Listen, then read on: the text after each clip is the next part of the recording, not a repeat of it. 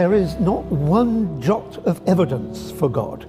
Oh, I think there's a Only in lot of lazy evidence minds for is there God. evidence for God. Let me just to summarise. Yes, please. Lazy, corrupt, and any mention of God is simply going down that path. Why for you is that not the kind of lazy, corrupt explanations you're Well, talking about? first of all, take science itself. Why am I passionate about science? Why do I believe science can be done?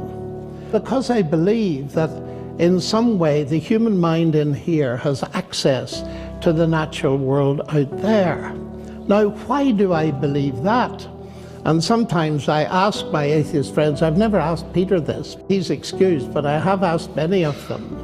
I said, what do you do science with? And they say and they're about to say mind, when they realize it's not politically correct to say mind, they say my brain. And I say, tell me about your brain.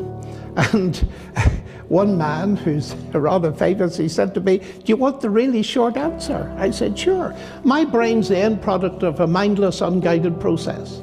So I looked at him and smiled and said, you trust it? And then I asked this question, which I've asked many times. Suppose you knew your computer was the end product of a mindless, unguided process. Would you trust it? I've always had the answer, no. And then I say, I see you have a problem.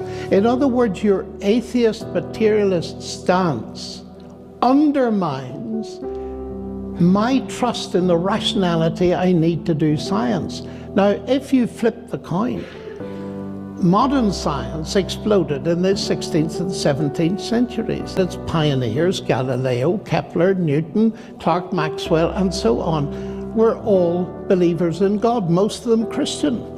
And the point is, it was their belief in God that didn't hinder their science. It was the motor that drove it.